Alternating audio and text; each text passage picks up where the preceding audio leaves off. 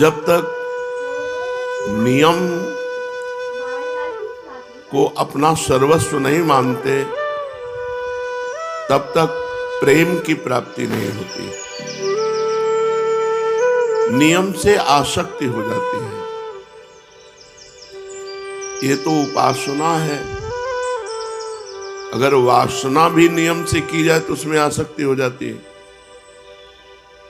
मानो एक कोई तंबाकू है, वो खा रहा है, उसके खाते खाते इतनी आसक्ति हो जाएगी कि उसको लगेगा मैं इसके बिना जी नहीं सकता। ये नियम में पावर है, ये नियम में सामर्थ्य है। असत वस्तुओं का सेवन अगर नियम पूर्वक किया जाए तो ऐसा अनुभव कराने लगती है कि मैं उनके बिना रह नहीं सकता। तो यदि हम सच्चिदानंद प्रभु का भजन का नियम करें तो नियम में इतनी सामर्थ्य है कि कुछ समय के बाद आप भजन के बिना रह नहीं सकते, आपकी भजन में आसक्ति हो जाएगी। पर नियम पालन के लिए हर कष्ट सहना, यही तपस्या है। जिस नियम को हम लें उस नियम पालन करने के लिए चाहे हमें जितना कष्ट मिले, हम अपने नियम को न तोड़ें। तो नियम से भगवान प्रसन्न हो जाते हैं, क्योंकि नियम से ही प्रेम की प्राप्ति होती है। निंदन्तु नीति निपुणा यदिवा स्तुवन्तु लक्ष्मी समाविशतु गच्छतु वा यथेच्छम् अद्यैव वा मरणमस्तु युगान्तरे वा न्यायात् पथा प्रविचलन्ति पदम न धीरा। नियम पालन करने के लिए हमको इतना बलवान बनना पड़ेगा, चाहे लोग हमारी निंदा करें या हमारी स्तुति करें। लक्ष्मी सब नष्ट हो जाए, सारे सुख नष्ट हो जाएं, अद्यैवा मरणमस्तु युगांतरे वा, अभी मर जाऊं या युगों में मरूं, इसकी कोई परवाह नहीं। पर मैं अपने सतमार्ग के नियम को नहीं तोड़ सकता। नियम बहुत बड़ी महिमा है। बलराम ब्रजवासी एक ब्रजवासी के नियम की बात बता रहे थे कि वो अपने गुरुजी का गुरुमंत्र 4 घंटे नियम पूर्वक जपते। तो जिस नियम में वो जप कर रहे थे उसी समय उनको सूचना मिली कि उनका पुत्र मथुरा और वृंदावन के बीच में एक्सीडेंट में मर गया है। वो आसन से खड़े नहीं हुए, आचमन किया और परिवार वालों को कहा जाओ अब तो मर ही गए हैं, उनकी अंत्येष्टि क्रिया की व्यवस्था करो, हमारा नियम पूरा हो जाएगा तब उठ के हम आएंगे। कितनी बड़ी बात है कि एक पुत्र, वो भी मरणासन अवस्था में, और हम उस समय नियम का पालन करने की बात करें। धीरा वही धैर्यवान है जो अपने नियम का पालन करे। नियम के पालन में देवता भी विघ्न डालते हैं, माया भी विघ्न डालती है, पर जो नियम ले कम से कम 12 वर्ष तक उसका पालन करे तो बहुत बहुत लाभ उसे प्राप्त होगा। आज किसी की आध्यात्मिक विशेष उन्नति इसीलिए नहीं दिखाई देती, नियम की पूर्ति की तरफ किसी का चिंतन नहीं है। हमारा नियम है, हम इतने बजे जगते हैं, इतने माला करते हैं, इतना पाठ करते हैं, सत्संग जाते हैं, अमुक अमुक हमारी दिनचर्या है। मनाया माला चला ली, मनाया नियम। चैतन्य महाप्रभु जिनका पावन चरित्र आप सुन रहे हैं, नियम बना दिया, पूरी रात श्रीवास के घर कीर्तन होगा। तुमुल ध्वनि से, उच्च ध्वनि से मृदंग, ध्यान, ढफ आदि बजते, महाप्रभु बीच में हरि बोल और महामंत्र का कीर्तन अमृत में। आसपास के जो लोग थे, जो श्रद्धावान थे, उनके हृदय में उत्साह प्रकट हुआ कि काश अगर ये दरवाजा बंद करके कीर्तन न करते तो हम लोग भी सम्मिलित हो जाते। तो जो अनाधिकारी थे उनके भी हृदय में जलन हुई, किसी तरह कीर्तन बंद होना चाहिए। ये झांझ पीट पीट कर पूरी रात सोने नहीं देते। जो विषयी पुरुष होते हैं उनको भागवतिक पुरुषों से द्वेष होता है अपने आप। यद्यपि भागवतिक महापुरुषों के द्वारा उनका कभी अमंगल नहीं, तो द्वेष का कारण ही कोई उपस्थित नहीं हो सकता। भक्तों के जीवन में ऐसे कोई आचरण नहीं होते कि किसी व्यक्ति की जलन का कारण बने। पर जो विषयी होते हैं, पापात्मा होते हैं, उनका स्वाभाविक भक्तों से द्वेष होता है। ये प्रकृति है, ये स्वभाव है। महाप्रभु को भी नहीं बख्शा। जो आसपास के लोग द्वेष करने वाले थे, अनाधिकारी थे, उनके हृदय में भारी जलन पैदा हुई। किसी तरह कीर्तन बंद होना चाहिए। ये नहीं सोचा कि हम कीर्तन नहीं करते तो हमारा परम सौभाग्य ये तो है कि हमारे कानों में नाम कीर्तन पड़ रहा है भगवान का। जो गति कीर्तन करने वालों की होती है, वही गति कीर्तन सुनने वालों की होती है। जो कथन का फल है वही श्रवण का फल है। जो भावुक लोग थे उनके हृदय में संकीर्तन को देखने की उत्सुकता उत्पन्न हुई। ये नियम बहुत दोनों को अखरने लगा। जो अनाधिकारी द्वेष भाव रखने वाले थे उनके हृदय में तो अखरने लगा कि पूरी रात ढोल पीटते हैं, जान पीटते हैं, नींद नहीं आती। जो अधिकारी भावुक जन थे उनको कि बस चयन किए हुए भक्त जनों को अंदर कर लिया और दरवाजा बंद कर लिया। ये क्या है? अरे खुला कीर्तन करो जिससे हम भी आनंदित हो। दोनों भाव वालों को झुंझलाहट पैदा हो गई। श्रद्धावान अपनी झुंझलाहट को रोककर धैर्य पूर्वक कि कभी तो ऐसा अवसर आएगा कि कीर्तन घर के बाहर होगा तो हम भी आनंद ले लेंगे, वो प्रतीक्षा करने लगे। नम्रता पूर्वक भगवान से प्रार्थना करने लगे कि कभी हमें भी कीर्तन में सम्मिलित होने का अवसर मिले। जो नियम पालन करते हैं उनमें एक विशेष सामर्थ्य प्रकट हो जाती है। उत्तरोत्तर अध्यात्म की उन्नति होती है और वो प्रभु के चरणारविंद तक पहुंच जाते हैं, नियम पालन करने वाला।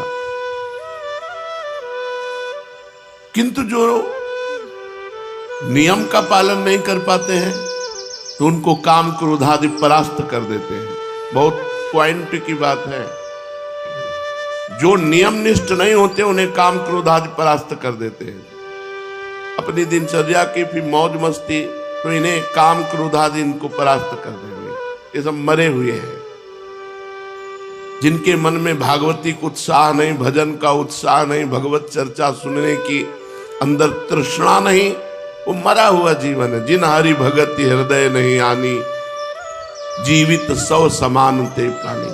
वो मुर्दे के समान है जिसके हृदय में भगवान की भक्ति नहीं।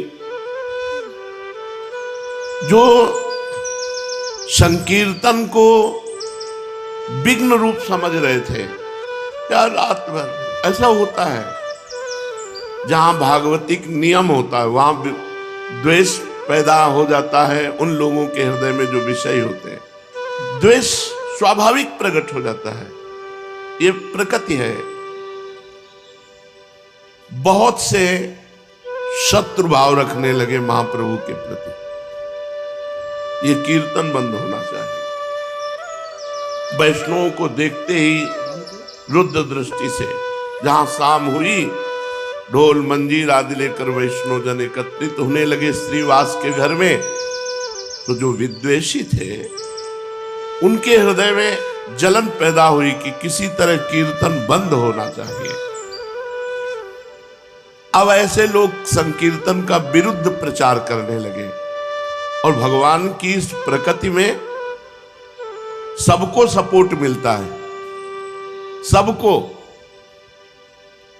देखो, देश रक्षा के लिए प्राण समर्पित करने वाले, राष्ट्र सैनिक बनने का उत्साह रखते हैं, तो आतंकवाद में भी प्राण समर्पित करने वाले हैं, उनकी भी फौज है।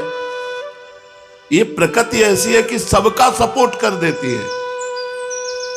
अब वो लोग शुरू हुए कि अरे पूरी रात भर न जाने क्या क्या होता है श्रीवास के घर में।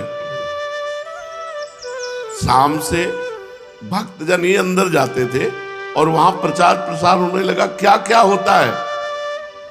विरुद्ध प्रचार, संकीर्तन को बंद कराने के लिए बुरे बुरे भाव प्रकाशित किए गए।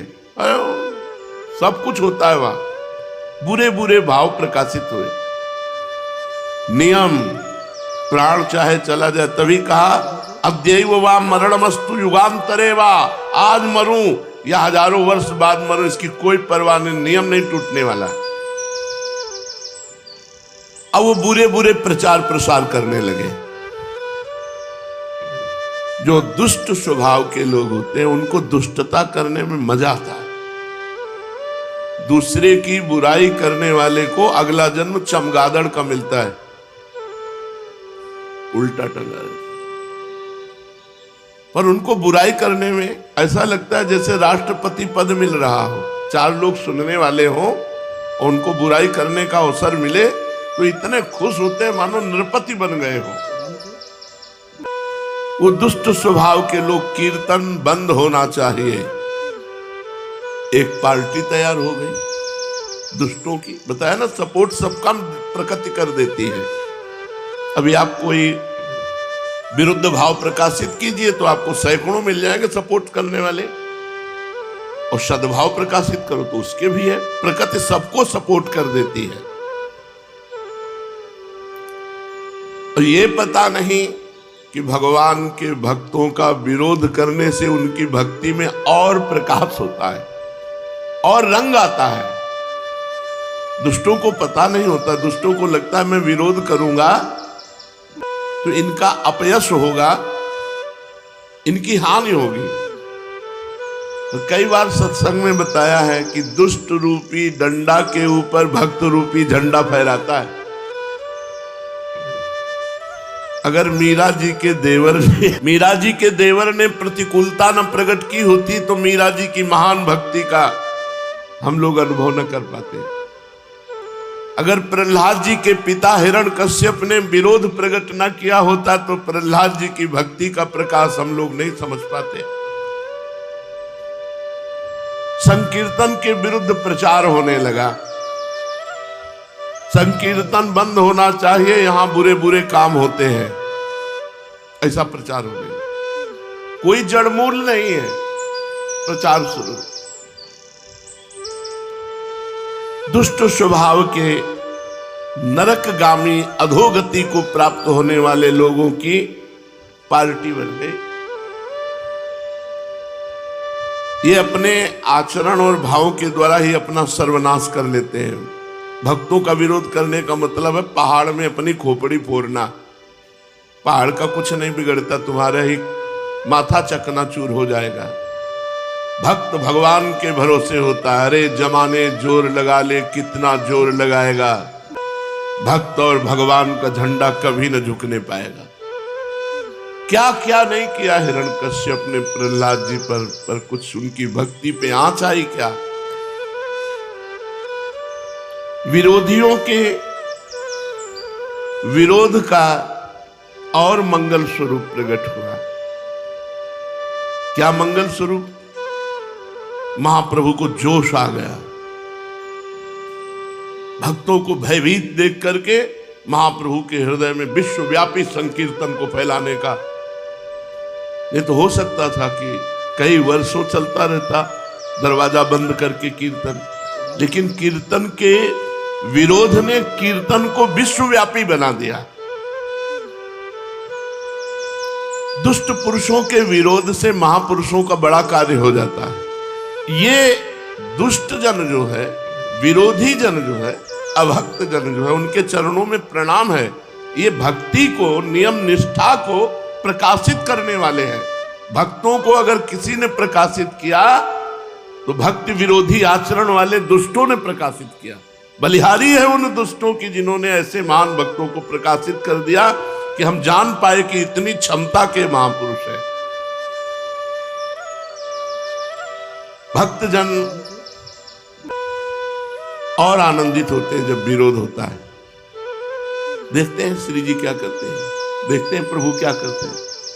इनका कोई मंगलय विधान है और जब परिणाम निकल के आता है तो परम मंगल विधान। देखो यहां कीर्तन का विरोध, भारी विरोध शुरू हो गया। संकीर्तन विरोधियों ने संकीर्तन की पहले निंदा की, फिर रोकने का उपाय सब मिलकर सोचा कि क्या उपाय हो सकता है कीर्तन बंद हो जाए। संकीर्तन के विरुद्ध निंदा करना और ये उपाय सोचना किस तरह से इन भक्तों को भय प्राप्त हो जाए और ये कीर्तन बंद कर दे। महाप्रभु को इसकी कोई परवाह नहीं। श्री कृष्ण संकीर्तन में सदा संलग्न रहने लगे। सैकड़ों लोग विरोधी हो गए कीर्तन के। रात्रि भर संकीर्तन होता, भक्तगण जोर से हरि बोल की ध्वनि करते। आसपास के लोग दुष्टों के संग में हो गए क्योंकि नींद नहीं, नींद में दखल पड़ता। भांति भांति से कीर्तन के विरुद्ध भाव फैलाने लगे। कोई कहता ये लोग रात्रि भर ढोल पीटते हैं, चिल्लाते हैं, नींद नहीं आती, सोना हराम कर दिया। कोई कहता है योग तपस्या ज्ञान तो कुछ जानते नहीं है, इकट्ठे हो गए और चिल्लाते हैं। चिल्लाना ही ये भक्ति समझते हैं। कोई बीच में कहता जी पूरी हत्या की जड़ तो ये श्रीवास है, ये भीख की रोटी खाता है और रात्रि भर अपने घर में कीर्तन कराता है, पूरा मोहल्ला परेशान है। 10-20 लोग ऐसे बैठ गए कीर्तन का आनंद नहीं ले रहे, निंदा कर रहे बैठकर, कीर्तन का विरोध की भावना।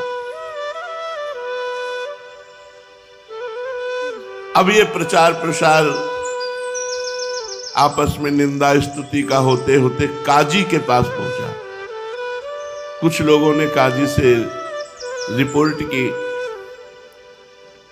कि श्रीवास के घर रात्रि भर बड़ा उपद्रव होता है, वहां जो नहीं होना चाहिए वो भी होता है, आप इस पर दखल डालिए।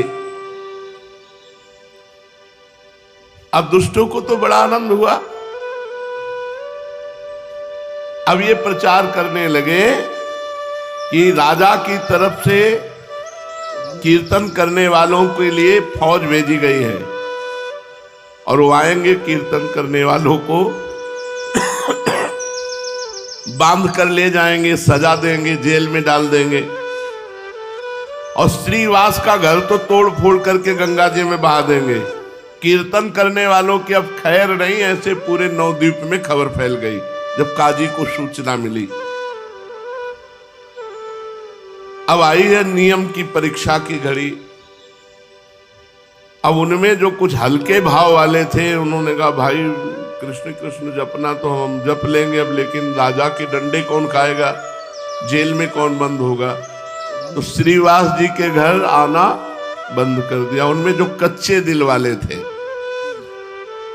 भाई हम तो कीर्तन करते, हमारा तो कोई दोष नहीं, हम तो साफ कह देंगे कि हम भाई अब आज से कीर्तन में नहीं जाएंगे।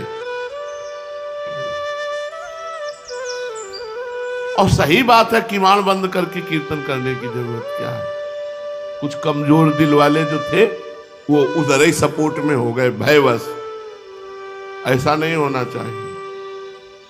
अच्छा, कुछ लोग होते हैं दो मुंह वाले, इधर भी मौजली उधर भी मौजली। दुष्टों की तरफ दुष्टता का सहयोग कर दिया, साधु की तरफ साधुता का। अरे आप कीर्तन करो, देखेंगे जो होगा। और बहुत अच्छा किया, रात भर कीर्तन करके जो है किसी को चैन नहीं लेने देते, दोनों तरफ। तो ऐसे जो कुछ वो तो डर गए।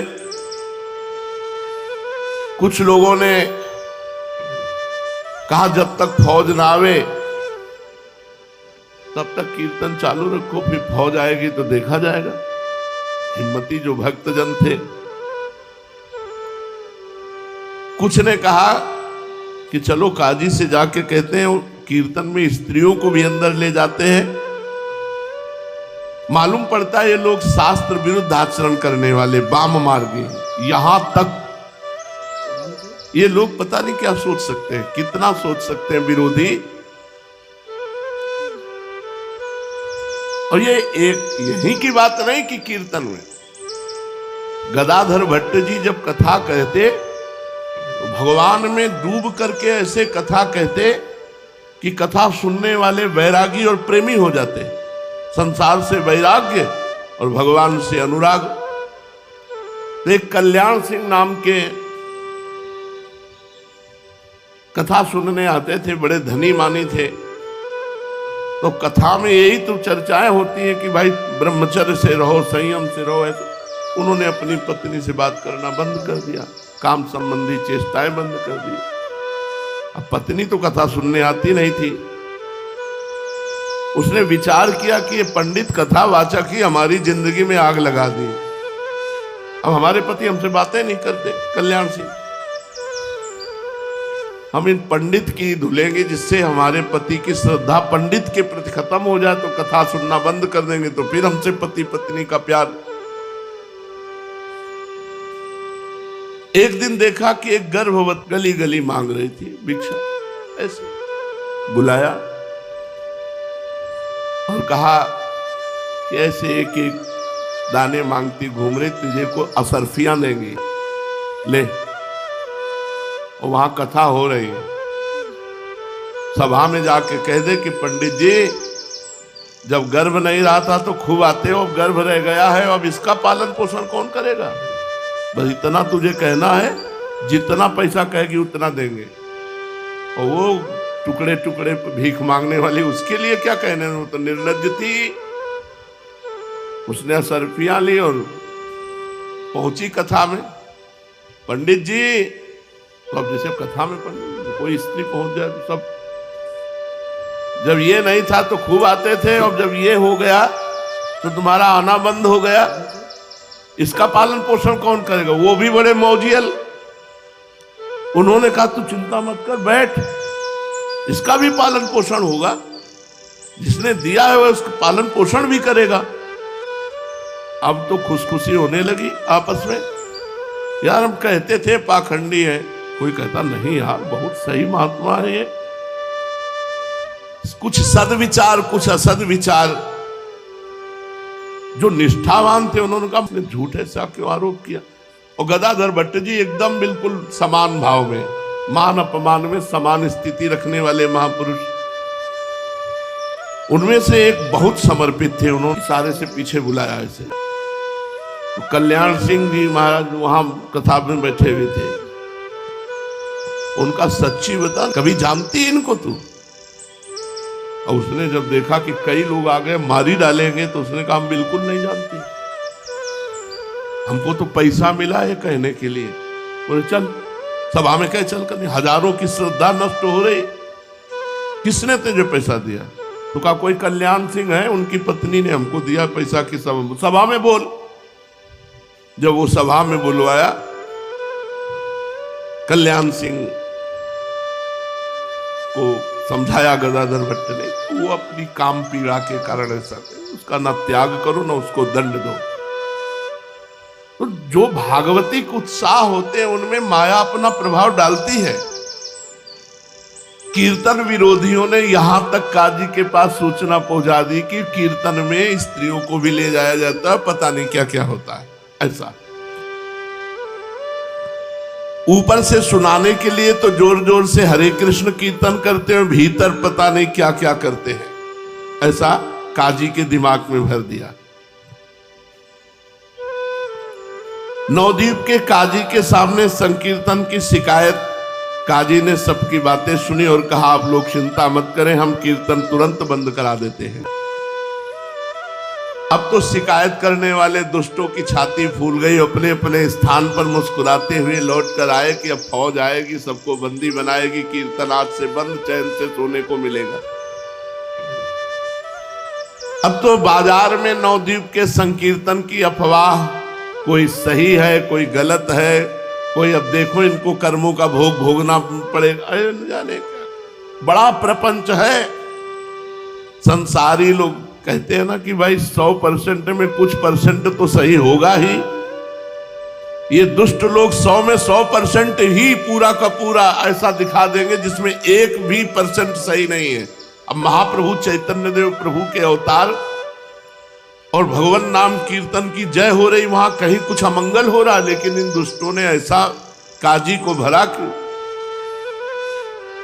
कोई कहता अजी ये जोर जोर से हल्ला मचा रहे थे, भगवान नाराज हो गए, इनको दंड मिलेगा। बढ़िया है बढ़िया है, ऐसा लोग कहने लगे। कोई कहता अरे कहो तो अभी विरोध हो गया, नहीं आगे अकाल पड़ जाता। ऐसे ऐसे भी लोग ये पूरी रात जो हल्ला मचाते हैं, भगवान नाराज होकर अकाल पैदा कर देते। ये तो अच्छा हुआ विरोध हो गया। भगवान नाम कीर्तन से नाम संकीर्तनम यस्य सर्व पाप प्रणाशनम। घट घट व्यापी अंतर्यामी भगवान सब जानते हैं, तुम लोगों का मुख बंद कर देंगे। जो अच्छे हृदय वाले थे वो कहते भगवान सर्वांतर्यामी, वो सब जानते हैं, तुम लोग जो अफवाह उड़ा रहे हो, तुम लोगों का अच्छी तरह मुख बंद कर देंगे भगवान। उसी समय कोई हृदय की जलन मिटाने के लिए द्वेष बुद्धि से कहता भैया ये 2-4 दिन के अब ढोल नगाड़े हैं, ये सब बंद हो जाएंगे, अब काजी नाराज हो गया है। श्रीवास पंडित ने भी ये सब बातें सुनी। अब उनके मन में भय उत्पन्न हुआ और गौड़ देश का राजा मुसलमानी था, बादशाह, हिंदू धर्म का विरोधी यवन। उनका हो सकता है वो हमारे धर्म को जानता नहीं है और उसका विरोध करके ये सब कर सकता है, राजा है। और हिंदू जनों ने ही जाकर के विरोध भाव शिकायत की, तो जरूर हो सकता है ऐसा। श्रीवास जी के मन में भय सताया। लोगों के मुख से ऐसी बातें सुनकर के प्रायः सब भक्तों के हृदय में डर घुस गया अंदर, क्योंकि यवन हिंदू धर्म विरोधी राजा है और हिंदू जन ही शिकायत कर रहे हैं, तो जरूर कोई न कोई उपद्रव। श्रीवास पंडित जी के पास आकर के सब भक्त जन सलाह करने लगे कि क्या करना चाहिए। कोई तो कहने लगे अजी कुछ दिन के लिए बंद कर दो नाम कीर्तन, जब ये सब शांत हो जाए तब फिर शुरू कर देंगे। कोई कहते भैया अब तो हम तो जय श्री कृष्ण नवद्वीप ही छोड़ रहे हैं कुछ दिनों के लिए, जब सब शांत होगा तो लौट आएंगे। अब हम तो रिश्ते नातेदारों के आ जाएंगे, अब कीर्तन में नहीं आएंगे। उनकी बातें सुनकर श्रीवास पंडित ने कहा भाई अब जो होना होगा सो होगा, भगवान श्री हरि सबका भला करेंगे। हम श्री कृष्ण कीर्तन करते, कोई गलत काम तो नहीं करते ना, देखा जाएगा। अगर भगवान का नाम कीर्तन करने पर कष्ट आएगा, बंदी बनाए जाएंगे, मारे जाएंगे, तो हम वो सब सहेंगे। श्रीवास पंडित ने भक्तों को तो इस प्रकार समझा दिया, लेकिन अंदर अंदर वो भी भयभीत थे। उन्होंने अपने मनोगत भावों को प्रभु के सम्मुख प्रकट नहीं किया। प्रभु तो सबके भावों को समझने वाले थे। चैतन्य महाप्रभु ने सब भक्तों के भावों को देखा, सब डगमगा रहे हैं। यवन राजा के कारण सब भयभीत हो रहे हैं, इसलिए इनको निर्भय कैसे किया जाए, महाप्रभु विचार करने लगे।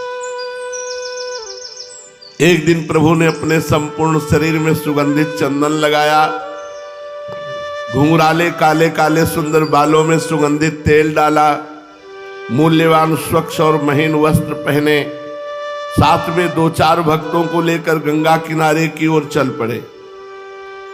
उनके अरुण अधर पान की लाली लगने से और भी अत्यधिक अरुण बन गए थे। नेत्रों में प्रसन्नता थी, मुख कमल शरद पूर्णिमा के चंद्रमा के समान खिला हुआ था।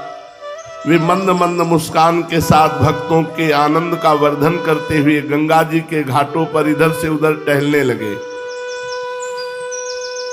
जो सात्विक प्रकृति के भगवत भक्त थे, वे प्रभु के रूप लावण्य को देखकर मन ही मन परम प्रसन्न हुए, किंतु जो दुष्ट प्रकृति के निंदक थे वे आपस में कहने लगे, यार निमाई पंडित पर कोई भी फर्क नहीं पड़ता, बड़ा अजीब है। अरे राजा का फौज आने वाली है, काजी नाराज है, पान खाए घूम रहे, इनको कोई फर्क नहीं पड़ता, इसे तनिक भी भय नहीं। संपूर्ण शहर में हो हल्ला मच रहा है, कल ही तो सेना आने वाली है। अरे भाई देख लेना, ये पान खाए घूम रहे, कल इनको बांधकर नाव पर बंदी बनाकर ले जाया जाएगा। अभी तो राजपुत्र के समान बन ठन करके हंसते हुए घूम रहे। अरे यार इनके चेहरे पर सिकुड़न भी नहीं है, बड़े विचित्र है। कोई कोई कहता अजी सब बातें झूठी है, कोई फौज वौज नहीं आ रही, कोई नाव वाव नहीं आ रही, कोई सैनिक नहीं आ रहे, ये सब केवल अफवाह उड़ाई गई है। दूसरा कहता हाथ जोड़ करके नहीं नहीं साहब गप मत समझो, ये तो पक्की बात है कि यवन बादशाह की तरफ से फौज आ रही है। तो कोई कहता हाथ कंगने को आरसी क्या, अभी देख लेना कल ये सब बंदी बना दिए जाएंगे। इस प्रकार लोग भांति भांति से अपने अपने अनुमानों को प्रकट कर रहे थे। और महाप्रभु भक्तों के साथ आनंद में गंगा के किनारे विहरण कर रहे थे। इसी बीच प्रभु के पुराने परिचित पंडित गंगा जी पर संध्या वंदन करने के लिए आए। प्रभु को देखकर प्रणाम किया और आपस में वार्तालाप करने लगे। पंडितों ने कहा, निमाई पंडित सुन रहे तुम्हें पकड़ने के लिए राजा की तरफ से सेना आ रही है। संपूर्ण शहर में बड़ी गर्म अफवाह है कि तुम सब बंदी बनाए जाओगे। यदि ऐसी ही बात है तो हमें लगता है कुछ दिन के लिए तुम नवद्वीप छोड़ दो, फिर आ जाना। अभी कहीं बाहर जाओ जिससे तुम्हें राजा के सैनिक बंदी बनाकर न ले जाएं। राजा के साथ विरोध करना ठीक नहीं, फिर ऐसे राजा के साथ जो हमारे धर्म को जानता ही नहीं, धर्म विरोधी है यवन। समस्त पंडितों ने चैतन्य महाप्रभु को ये राय दी कि इस समय तुम्हें छोड़ करके चले जाना चाहिए, आगे जैसा समय आवे फिर देख लेना। प्रभु ने उपेक्षा के साथ कहा, अजी जो होगा सो देखा जाएगा, हम नवद्वीप छोड़कर तो कहीं नहीं जा सकते, और यदि तुम्हारी सलाह सही है तो हम नवद्वीप छोड़कर कहीं जाएं, वो बादशाह कहीं से भी बंदी बनवा लेगा। हम तो गौड़ देश छोड़कर अब जाने वाले नहीं, यहीं रहेंगे। अगर भगवान हमें बंदी बनाना चाहते, दुख देना चाहते तो हम उसे सहेंगे, कीर्तन बंद नहीं करेंगे, कीर्तन नहीं बंद होगा। देखो जब कोई धर्म से चलता है तो उसकी परीक्षा होती है, और दुख सहना ही धर्म की कसौटी है। हम सहेंगे, जो कुछ होगा देखेंगे। देखना है ये कि कौन कौन से भक्त इस समय इस प्रश्न में सही उत्तर देते हैं। परीक्षा की, धर्म की कसौटी पर कौन खरे उतरते हैं।